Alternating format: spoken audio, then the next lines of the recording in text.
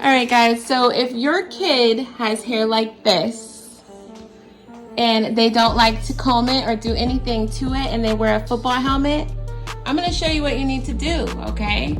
We're going to get this right. This here. It's like a bird's nest, you know, so. Big Bird's gonna get fixed!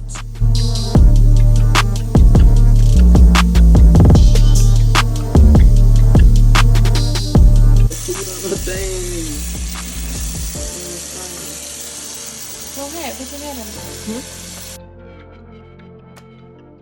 Just a little too warm. Go. Put your head under there.